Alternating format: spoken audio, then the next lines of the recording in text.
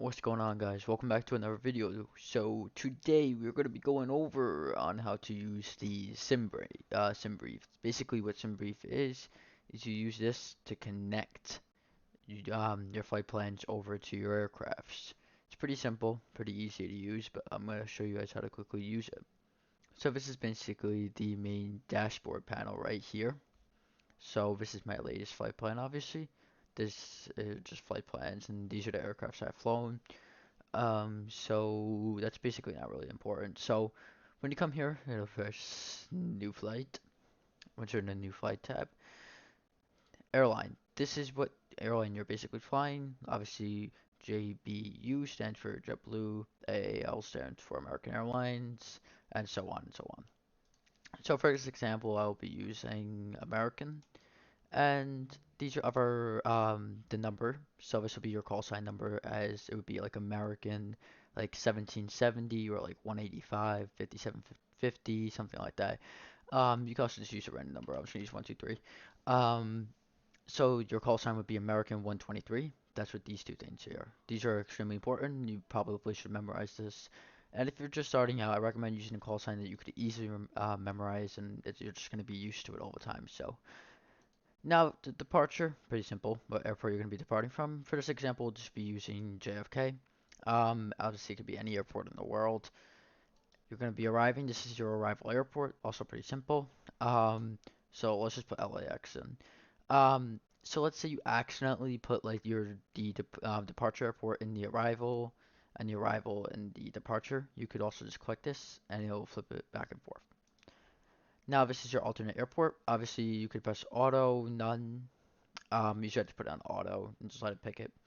Obviously departure time, that's obviously what time you're departing, stuff like that. That's obviously whatever time it is. You can also just leave it like this and it'll automatically generate a time for you, which is also fine. Now let's move off to the aircraft information. This is also pretty easy. This is your aircraft type. Your aircraft type will obviously be what aircraft you're flying. So let's see. So this would be an Airbus A330-900. This would be like let's just say Boeing 747-8, whatever aircraft you're flying. For this example, I'll just use let's just use A330-900. So now, as soon as you put your aircraft type in, it will pop up with the route here. Um, Now airframe. This doesn't like I personally use the when I use the Airbus A330-900, I use it through headwind simulations and it's connected through this, so I usually just click that. But honestly, you could just leave it on default. It does not make a difference. I will tell you, it does not make a difference. So don't really touch anything in the client profile. You don't really have to.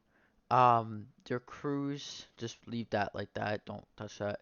Cost index, just leave that on auto. It'll automatically generate one for you.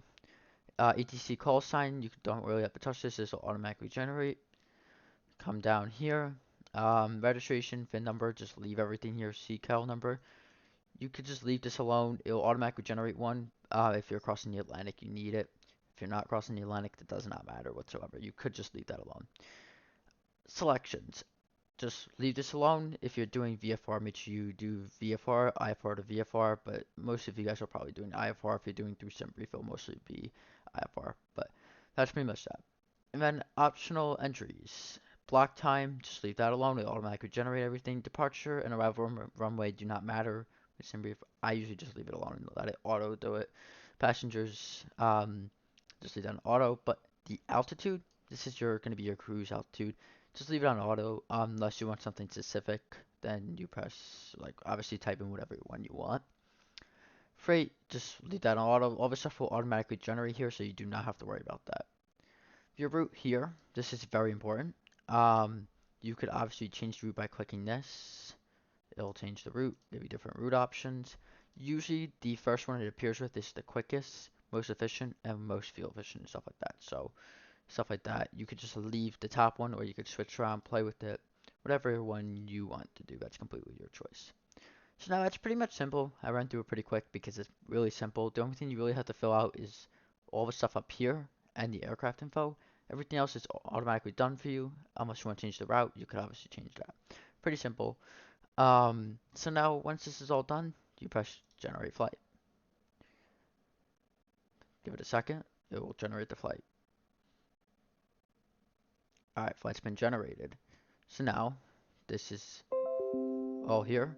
I got the warning, obviously because I have the SimBrief app, so I get the charts and stuff.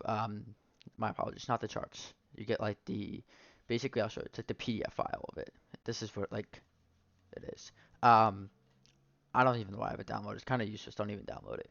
Um, so this is basically your flight info. I would go through, make sure everything here is correct. Make sure your call sign is right. Make sure everything's right. Make sure your departure's right. Make sure your arrival's right. Your alternate, just leave it as that. Your aircraft type and stuff like that. So now you'll see that the initial altitude, which is your cruise, is 38,000. That was automatically generated for us. You could also type one in, like I said. That's completely up to you. This is low truth. This is just fuel and cargo and weight and stuff like that. So if you need any of that information, it's also right here. And that's pretty much that. If you want, you press view profile and you get a PDF file of your flight plan. Um, if you want to use realistic, like you could usually like just look at this. If you don't want to look at this, it doesn't really matter. You have all the information here. This is just simpler. Just make sure your route looks good. Once everything looks good, that's basically it. Now, once you load up your aircraft, you can obviously try and um, swap this all over into your aircraft. If it's connected, it's pretty simple, pretty easy. I can go over that in another video if you guys like. So that's pretty much it. That's Make sure you press generate flight though. I will tell you if you do not press generate flight, it will not generate the flight. And that's pretty annoying. So that's pretty much it. That's basically how you SimBrief. It's very, very easy. It's also very quick, efficient. So that's pretty much it. If you have any questions, make sure you leave them below. And that's pretty much it. I'll see you guys in the next one.